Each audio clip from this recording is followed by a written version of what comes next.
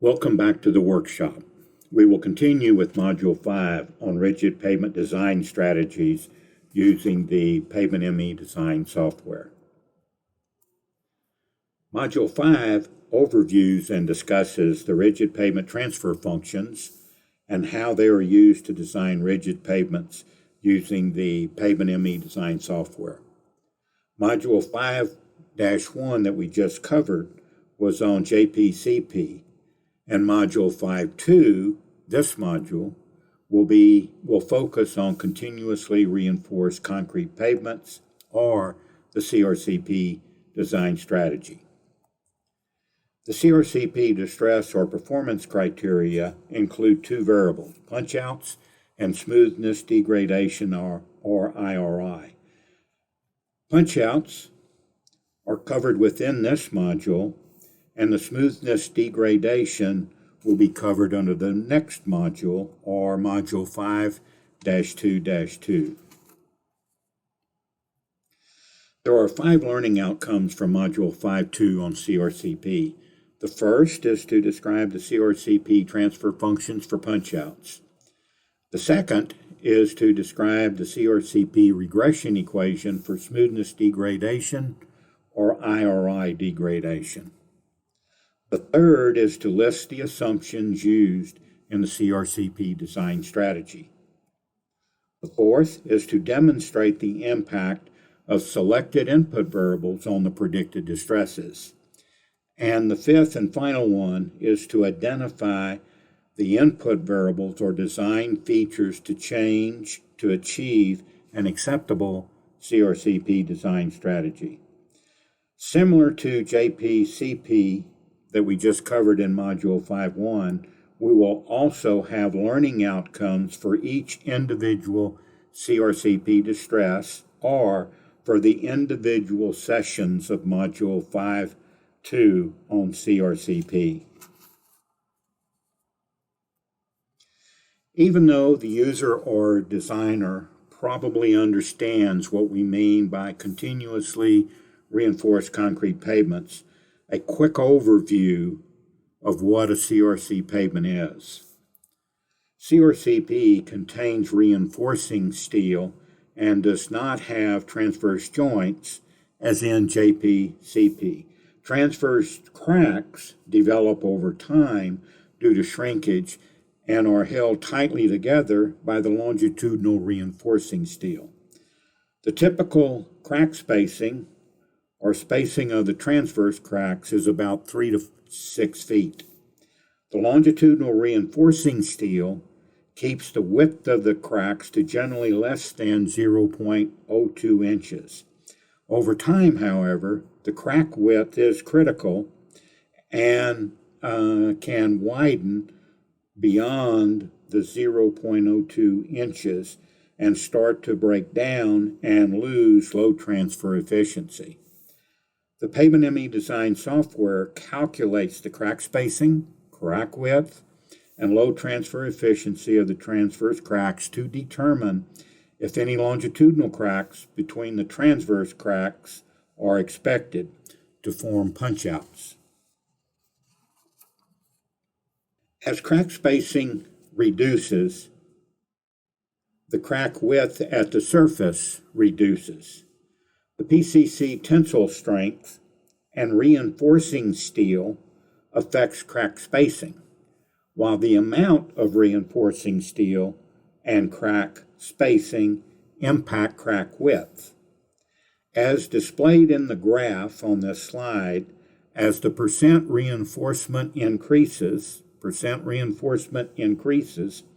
the crack spacing decreases. Crack spacing decrease represented by the solid black line or blue diamonds.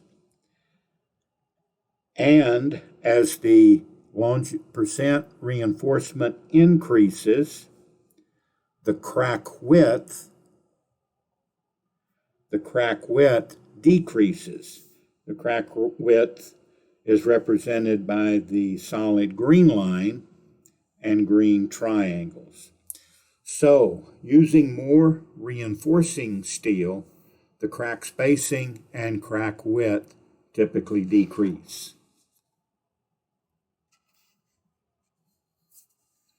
As for JPCP design strategy, before getting into the details of the CRCP design strategy and discussing the transfer functions that are used in the design, there are 2 chapters that include information and suggestions for rigid pavement design, including CRCP. The 2 chapters are Chapter 3, specifically Section 3.4 on new rigid pavements, PCC overlays and restoration of rigid pavement design strategy applicable for use in the Pavement ME design software, and Section 3.5 on design features and factors not included in the Pavement ME design process. And then Chapter 5, specifically Section 5.4, overviews and explains the distress prediction equations and transfer functions for rigid pavements. So now let's open the MEPDG Manual of Practice and briefly go through these different sections in terms of what will be covered within this module on the CRCP rigid pavement design strategy.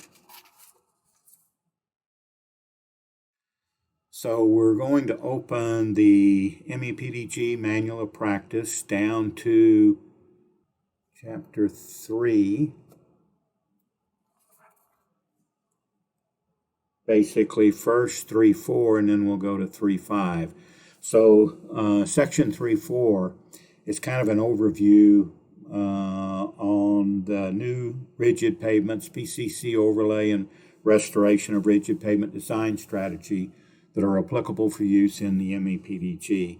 We covered some of this in the previous section for JPCP, but there's also information on CRCP design strategies that are covered in the Manual of Practice. So as well as new designs, as well as CRCP overlays. So the user's encouraged to review these sections in the Manual of Practice. Also, which we previously covered in the last module, Section 3.5, design features and factors not included in the MEPDG design process. And we're not going to cover these specifically or individually at this time, but they can be reviewed at a later time in the Manual of Practice. And it is encouraged that the user or designer review these sections before starting to using the software for designing concrete pavements as well as rigid pavements. So I'm going to go back up now and we're going to go to the Chapter 5 and specifically the Section 5.4 on distress prediction equations, and specifically Section 5.4.3 on CRCP punchouts. So this section includes a lot of the equations and the terminology and information that's included in the software for predicting CRCP punchouts for use in design. So you'll see some of these specific equations as we go through the module, but again, the user is encouraged to review this section specifically before designing CRCP pavements. So with that, we're going to go back to the software or to the presentation and then continue. So just like for Module 5.1, Module 5.2 includes 3 topics. The first is the definition and measurement of the CRCP distresses, the distress mechanism, and then the CRCP distress transfer function and regression equation for predicting punchouts. But for CRCP, punchouts is the only distress included as a distress criterion.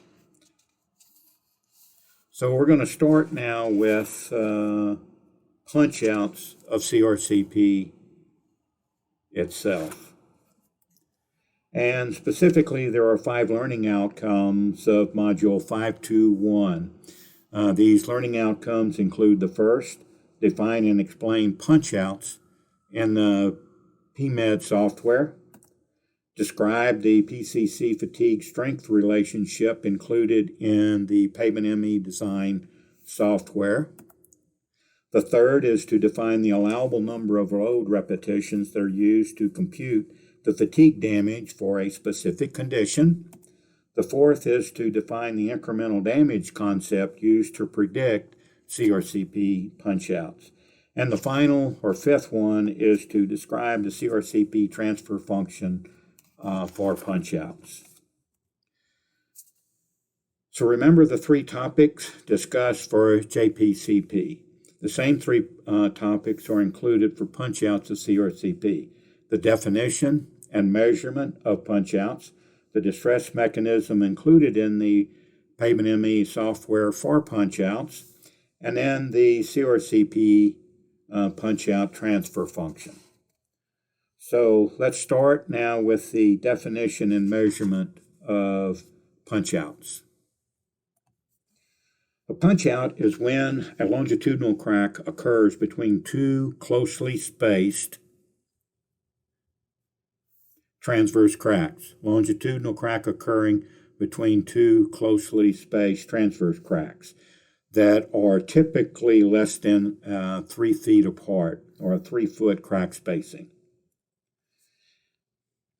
The longitudinal, or sometimes referred to as a ladder crack, is a fatigue-based crack that starts at the top of the slab, which develops at about 48 inches from the edge of the slab from repeated tensile stress loadings at the top of the slab. The low transfer efficiency of the transverse shrinkage cracks decrease, so the PCC slab between the longitudinal and transverse cracks and edge of slab can deteriorate and or settle depending upon the underlying support which forms the punch-out.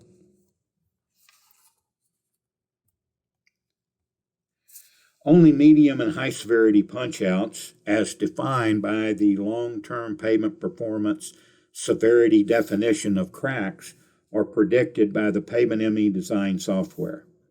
CRCP punch-outs represent a major structural fatigue failure from repeated axle loads, which must be considered in design. And that is the design criterion for CRCP. Now that we have defined punch-outs, let's now discuss the distress mechanism for predicting CRCP punch-outs.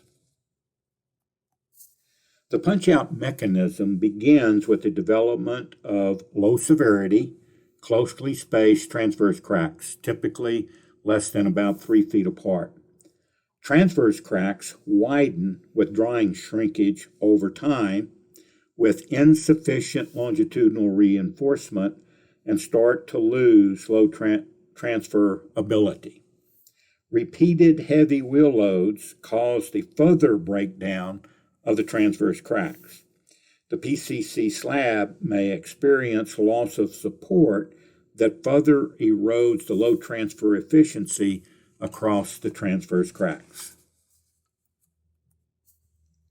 The punch-out mechanism starts with the upward curl of the concrete slab from surface, drying shrinkage, and temperature gradients that increase the tensile stress on the surface of the slab.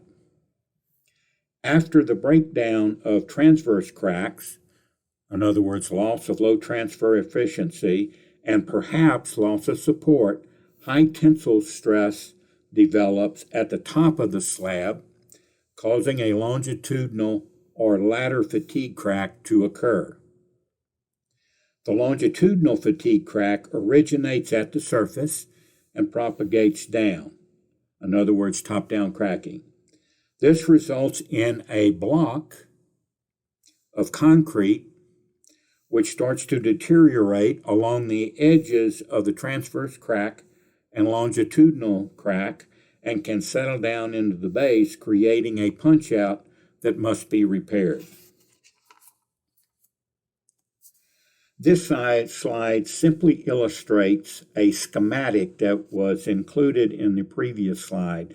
So we're basically going to restate some of the same information that was included on the previous slide. The punch-out starts with the upward curl of the PCC slab from surface drying shrinkage and temperature gradients, which start to increase the tensile stress on the surface of the PCC slab. The crack width of the transverse cracks start to increase over time and with continued traffic applications. After the transfer cracks start to break down because of loss of load transfer and a widening of the transverse cracks, and perhaps loss of support, the tensile stress significantly increases at the top of the slab, eventually resulting in a longitudinal ladder fatigue crack to occur between adjacent transverse cracks. The longitudinal fatigue crack originates at the surface and propagates downward. This results in a block of concrete which starts to deteriorate along the edges of the transverse and longitudinal cracks and can settle into the base, creating a punch-out that must be repaired. The fatigue cracking mechanism is defined by 3 parameters, or variables, similar to the paper clip experiment that was illustrated in Module 2. The critical response calculation, the material strength of the concrete, and then the allowable number of load repetitions or applications. Sections of this module that follow will define and explain the critical response calculation for CRCP, the PCC material strength, and the allowable number of load repetitions in predicting the fatigue cracking of CRCP or the number of punch-outs per mile. Let's first explain the critical response calculation of the distress mechanism for predicting punch-outs of CRCP. Remember from Module 2, as well as from the previous module on JPCP, ISLAB 2000 is used to calculate the response of the concrete slab for designing CRCP. ISLAB 2000 is a finite element program. Millions of runs were made with ISLAB 2000 to calculate the critical rigid pavement responses which were used to create the artificial neural networks. The artificial neural networks are embedded in the Pavement ME design software and are used to calculate the critical responses for predicting punch-outs of the CRCP. So, the CRCP responses are calculated with the artificial neural networks and not ISLAB 2000 itself. The rigid pavement responses of tensile stresses and the slab deflections are dependent on the wheel loads and their locations, the temperature gradients through the PCC slab, and the properties of the pavement layers and subgrade that are supporting the concrete slab. The program also calculates the degradation or loss of load transfer efficiency of the transverse cracks over time and or with traffic, as well as with a loss of load transfer, as well as an increase in the width of the transverse cracks. However, if you remember from Module 4, the inputs to the rigid pavement procedure is resilient modulus of the underlying pavement layers, but the finite element response program of ISLAB 2000 requires an effective K-value for the supporting layers. Thus, a conversion procedure is used in the Pavement ME software to convert the resilient modulus of the different layers or supporting layers to an effective K-value, which is the input to ISLAB 2000, just like for JPCP or jointed plain concrete pavements.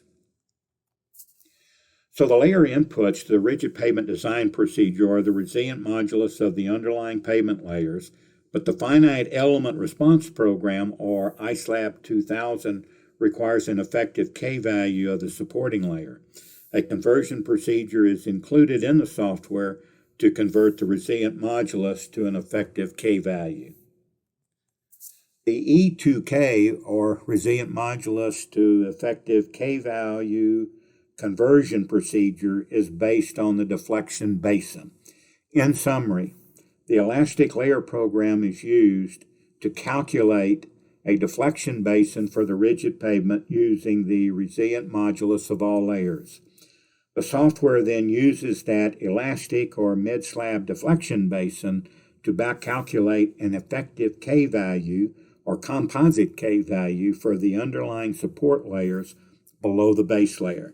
Remember, the base layer can consist of a cement stabilized layer or material, an asphalt mixture, or a granular aggregate material. This is a schematic illustrating where the higher tensile stresses occur at the top of the PCC slab along the transverse shrinkage crack. At the beginning of the performance period, the tensile stresses are relatively low, so that not much fatigue damage occurs at the surface of the slab between the wheel loads of an axle. Over time, however, the width of the transverse cracks start to increase. If the transverse crack width starts to exceed the critical width of about 0.02 inches, the load transfer efficiency across the transverse cracks start to decrease. The increase in crack width and the decrease in load transfer efficiency results in a significant increase in the tensile stress at the top of the slab. This is a schematic illustration of the impact of the loss in load transfer efficiency on the tensile stress at the top of the slab. The increase in tensile stress with repeated wheel load application results in a longitudinal fatigue crack between the two shrinkage or transverse cracks. As displayed in the image, with good load transfer, say 95% load transfer efficiency, the tensile stress at the top of the slab is low, in this case 150 psi, so the allowable number of load applications is high. But with the loss of load transfer efficiency, say down to 20% of the transverse cracks due to increasing crack width, the tensile stress at the top of the slab significantly increases, for this example, to a value of 342 psi, or over 2 times an increase with good load transfer, and that decreases the allowable number of load applications.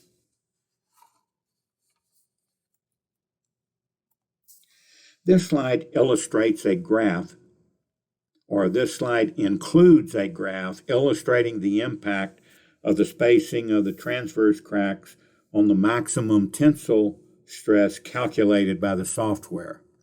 So as crack spacing calculated by the program decreases, the maximum tensile or transverse tensile stress then increases. However, this mechanism is very complicated. It's a very complicated interaction between different variables.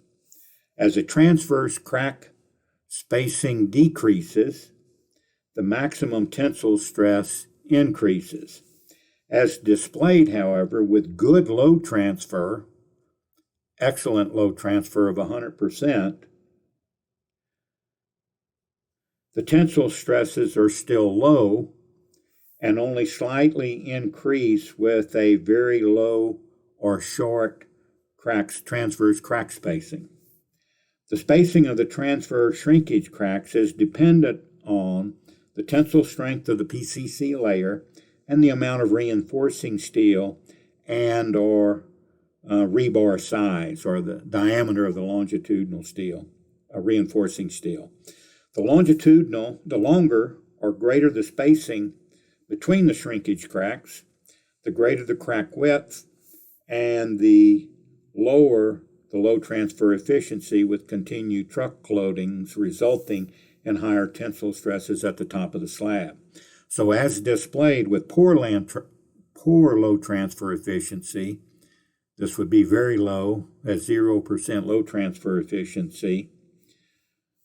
The tensile stresses become much higher, much higher with the shorter crack spacing.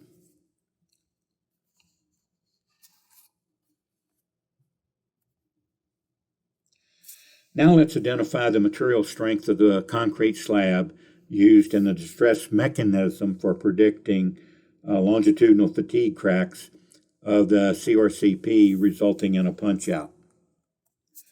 Very simply, AASHTO T97 is used to estimate or measure the flexural strength or modulus of rupture of the concrete layer. Remember, the different input levels for the PCC strength as a review from Module 4-4-4. Input level 1 is the flexural strength or modulus of rupture at different ages. Input level 2 is the compressive strength at different ages. And input level 3 is the 28-day flexural strength or 28-day compressive strength.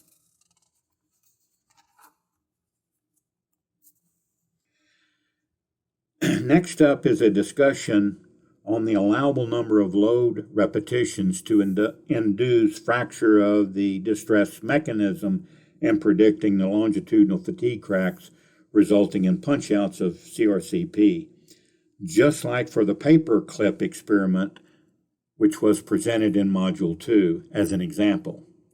This mechanism for CRCP is the same as for any fatigue-based mechanism, like for mid-slab cracking of JPCP as discussed in Module 5-1. The number of load applications or repetitions was measured in the laboratory using repeated load bending beam specimens. The applied tensile stress determines the allowable number of load applications. However, most of the PCC fatigue strength models are now based on the stress to strength ratio. The stress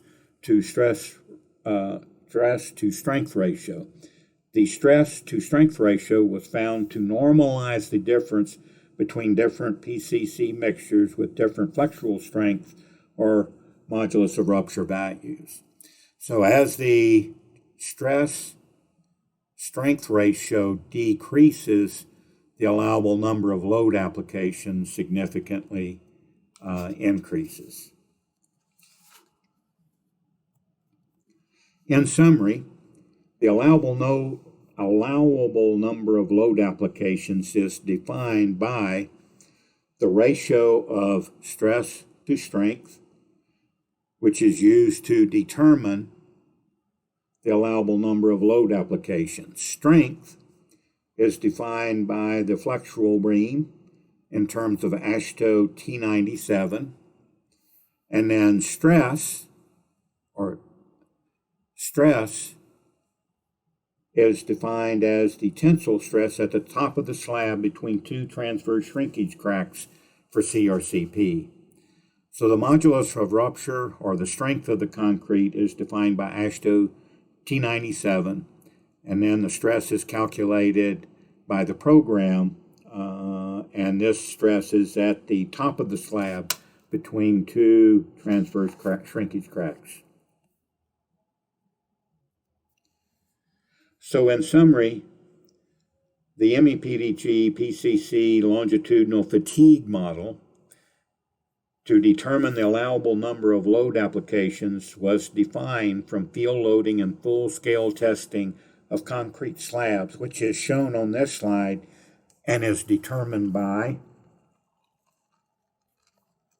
strength or modulus of rupture measured in accordance with AASHTO T97 and the maximum tensile stress calculated at the top of the concrete slab relative to the wheel loads and slab geometry for CRCP.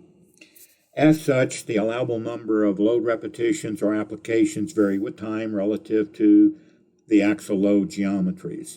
The allowable number of load repetitions concept is the same as used to predict mid-slab fatigue cracks in a jointed plane concrete pavement. In other words, only one concrete fatigue-based model is used for all rigid pavement design strategies, both for jointed plane concrete pavements as well as continuously reinforced concrete pavements.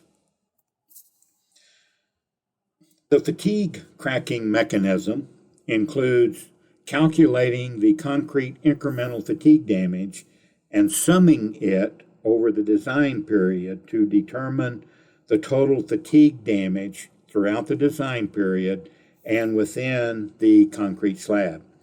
This section of the module explains and discusses the accumulation of the incremental fatigue damage in the concrete slab. For CRCP, the fatigue damage accumulation is for the longitudinal crack between the adjacent transverse cracks. First, what does the incremental fatigue damage accumulation mean, and how is it determined? It is the same as for jointed plane concrete pavements, which was discussed in the previous module, or Module 5-1. However, remember from Module 2, the fatigue damage is the result of the actual number of load applications divided by the allowable number of load applications, just like what was demonstrated in the paperclip experiment under Module 2. The incremental fatigue damage is summed using Miner's hypothesis or damage equation. The damage is calculated based on the critical response, tensile stress, computed by the artificial neural networks developed from the ICELAB 2000 finite element program. Tensile stress is calculated at the top of the slab at critical locations based on axle load geometry and slab geometry within the time increment or time of day. However, many of the pavement inputs vary throughout the design period. For example, the PCC strength and elastic modules increase over time. The resilient modulus of the supporting layers vary by season and pavement depth, and the thermal and moisture gradients vary through the concrete slab, both by season and year, and there are many others. In summary, the design life is divided into increments and into time and load increments. Some of the pavement and traffic variables that change over time for which the pavement ME design software considers are, as noted in the previous slide, concrete strength and modulus increase over time.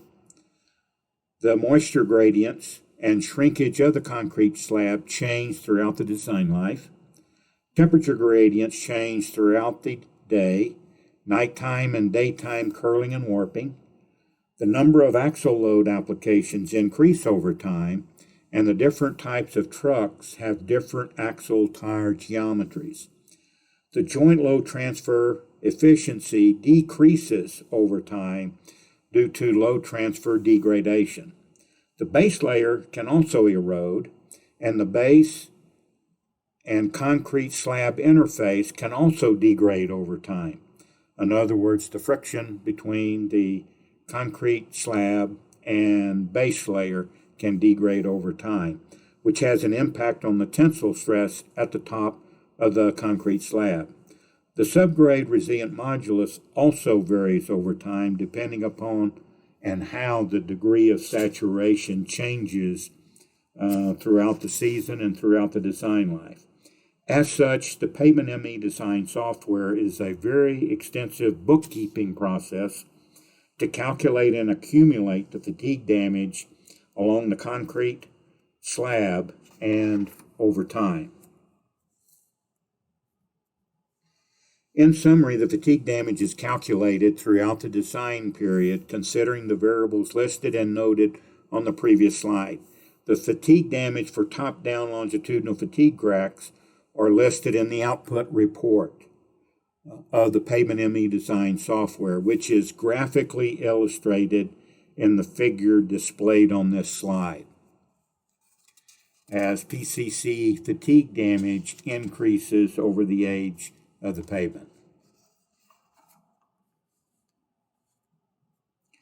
The Pavement ME design software calculates the maximum accumulated fatigue damage over time using Miner's hypothesis or fatigue damage concept that we just previously mentioned. But how does the fatigue damage get used to design CRCP to limit the number of punch-outs? The answer is through the transfer functions as defined in Module 2. Moving on to explaining the transfer functions now for punch-outs of CRCP. Remember from Module 2, the critical pavement responses are used to determine or calculate fatigue damage, and the transfer functions convert that fatigue damage to what we can see and measure on the pavement surface. In other words, for CRCP, the number of punch-outs per mile. This graph is an illustration of the transfer function for CRCP punch-outs. The transfer function is defined through the calibration process by relating the accumulated predicted longitudinal fatigue damage to the number of punch-outs measured for different CRCP sections. For each measurement of punch-outs, the calculated longitudinal fatigue damage is related to the number of punch-outs observed for a specific test section and point in time. This graph, or the graph included in this slide, is the final outcome of relating the longitudinal fatigue damage between the transverse cracks and the number of punch-outs per mile measured on actual CRCP pavements, which were predominantly from the long-term pavement performance program. The cumulative longitudinal damage at the top of the slab is calculated and converted to a physical distress, punch-outs, through damage to distress transfer function. Remember, only the medium and high severity punch-outs were used in the global calibration of the CRCP punch-out transfer function. So the number of punch-outs predicted per mile are only for the medium and high severity punch-outs. This slide is a graphical representation or process or procedure used to calculate the number of punch-outs. In summary, the fatigue damage is calculated over the design life for a specific CRCP for the input variables and site factors. The transfer function is used to convert the fatigue damage to a measured cracking value. The amount of fatigue cracking is displayed by fatigue cracking predicted over the design life. In this case, fatigue cracking is the number of punch-outs per mile. The regression equation displayed in this slide is the CRCP punch-out transfer function defined through calibration. In other words, converting the punch-out fatigue damage to a measured punch-out value, or the number of punch-outs per mile. The value for the C3 calibration coefficient is 1,760. The calibration coefficient for C4 is 49.7359, and the C5 calibration coefficient is a negative 0.6009. The values for the calibration coefficients, however, may vary between different publications of the MEPDG Manual of Practice, depending on the results of the calibration, or the more recent calibration. The coefficient and exponents of the transfer function are also included in the output report for the Pavement ME design software. This graph, or the graph displayed in this slide, shows the predicted number of punch-outs per mile over time in comparison to the measured values for a specific roadway segment that was included in the global calibration process. The number of punch-out per mile begins slowly, kind of like for any fatigue-based fracture, but then accelerate over time with higher amounts of truck traffic. This slide summarizes the coefficients that were used to calibrate the punch-out transfer function or model in predicting the number of punch-outs throughout the design period. The calibration coefficients include C1 and C2, which are the fatigue strength for determining the allowable number of load applications. That's the fatigue-based or strength model. And then the coefficients C3 through C5 are for the transfer function for predicting punch-outs. As noted previously, the values for the calibration coefficients may vary between different publications of the MEPDG Manual of Practice, depending on the results of the more recent calibration. The coefficients and exponents of the transfer function are included in the output report of the Pavement ME design software. Only medium and high severity punch-outs, defined by the long-term pavement performance definition of cracks, are predicted by the Pavement ME design software.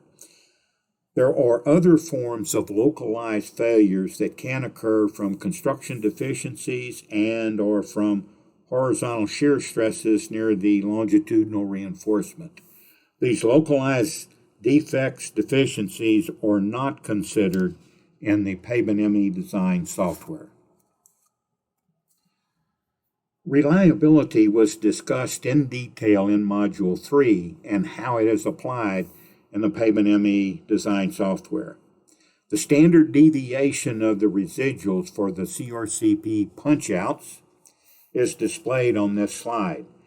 The standard deviation of the residuals is used to determine the reliability as related to the predicted number of punch-outs in CRCP. This section will be a summary of the materials presented under this module 521 for CRCP punch-outs in terms of the number of punch-outs per mile. So, first, we defined and explained the PCC punch-outs of CRCP.